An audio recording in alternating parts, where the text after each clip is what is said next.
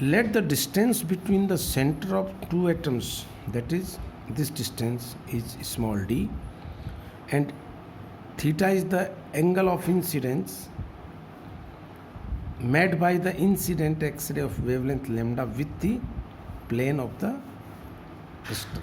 This is theta angle, also defined as glancing angle. Now, dear students, we have the required parameters. I have defined the wavelength, I have defined the interatomic distance and the angle of incidence. In any experiment, be careful, I have a liberty to change lambda, we will discuss later on. I have the liberty to change theta, but I don't have any liberty to change d in a given experiment, because whatever small d you are using for a given crystal, that will remain unchanged. But using a powder or using different materials in a given experiment mean changing the specimen gives us a liberty to change small d also. We shall study different methods of crystallography after this particular introductory chapter, introductory topic. So you can see each atom acts as a scattering center, and according to Bragg, in the X-ray scattered from A and B produces constructive interference when the path difference between them is an integral multiple of. So the nomenclature here, I have shown this point as P and Q, and so according to Bragg, if the X-ray is scattered from P and Q, I should write, produce constructive interference, then the path difference, that is MQ plus QN. So it must be P and Q here. So MQ plus QN must be equal to, this is what I have shown earlier. This is P, this is Q, perpendicular was M, this was N. So path difference will be MQ plus QN, as I told. This is the path difference.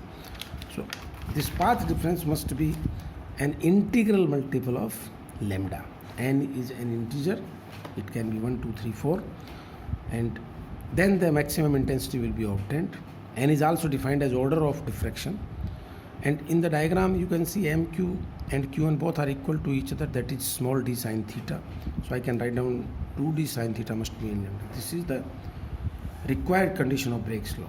It is also called Bragg's equation, and theta is called glancing angle, and N is defined as order of diffraction. This is a straightforward rule.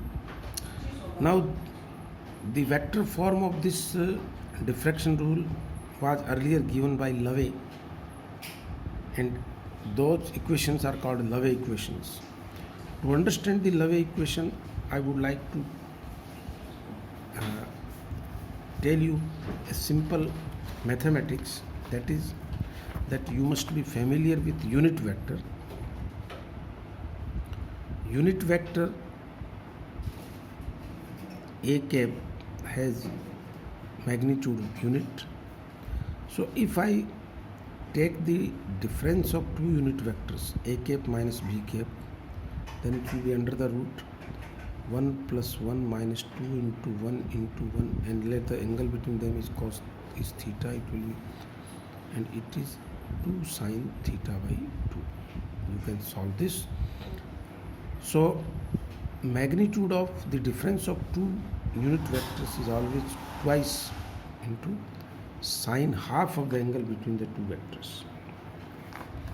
Why I am interested in this is that in a crystal, if you talk in general, then suppose there is one atomic atom which is acting as a scattering center, there is another atom which is acting as a scattering center, and let their position vector is denoted by r vector. This is direction of the incident beam, this is the direction of, unit vectors always gives the direction of certain vector. So n1 cap denotes the direction of incident beam, and n2 cap denotes the direction of scattered beam. So I will show by these directions as N1 cap and N2 cap respectively. This is what I have shown here. See, these are two scattering centers P1 and P2. They are any two scattering atoms or atoms from where the X-ray will be scattered. N1 cap and N2 cap represent directions of incident X-rays and scattered X-rays.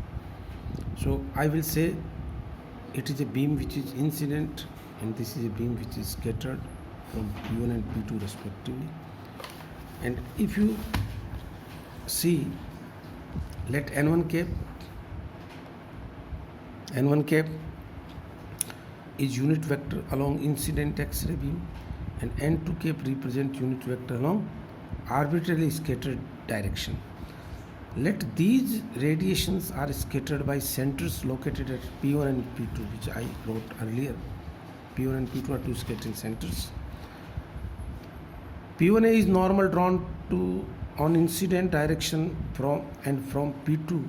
P2B is the, so this is incident beam, and from P1 I drew a perpendicular this P1A. This A is not angle, it is a point which is drawn here, and from P2 I have drawn P2B, the perpendicular on the scattered direction. So path difference between the scattered rays is P2A minus P1B, and this is what written as projection of one vector in the direction of other is simply the dot product multiplied by unit vector. So it will be R vector dot N1 cap minus R vector dot N2 cap. That can be R vector dot N1 minus N1 cap minus N2 cap. And let this is a new unit vector, or I am not sure it is a unit vector.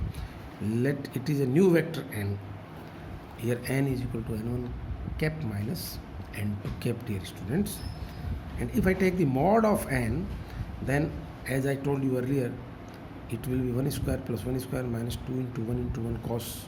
Here the angle I have taken is 2 theta. So 2 theta by 2 will be 2 sin theta. And phase difference we are familiar with. You must understand that phase difference, how these are related.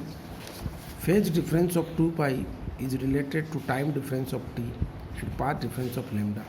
This is the conversion. So phase difference is 2 pi upon lambda into path difference, and path difference is this 2 sin theta, that is R dot n. And if I select A, B and C as primitive lattice vectors, then this would be true for all atoms separated from the origin by integral multiple of these vectors. So this equation in general can be written as path difference, this phase difference 2 pi upon, for A it will be A dot n, that is 2 pi nh. Similarly B dot n 2 pi nk. Here h, k and l are the numbers which we are familiar earlier. These are called Miller indices. So if alpha, beta and gamma are the angles between A vector comma n, B vector comma n and C vector comma n, it means the n vector is making three angles alpha, beta and gamma with respect to the A, B and C sides, which are the crystallographic axes. Then by the concept of directional cosines I can say A dot n is magnitude of A into magnitude of n into cos alpha, similarly cos beta, cos gamma, and all these values are replaced in the earlier equation. Then these equations can be written as 2a sin theta cos alpha, and in general these are defined as 2d sin theta. These are called Love equations, I tell you, and Love equations can be converted into Bragg's law also by simple assumption. So this is a question which has been asked so many times, that obtain Love equations and then deduce Bragg's law from it is important. I hope you enjoyed this Saturday, and on the next time we shall continue to study about different methods of crystallography.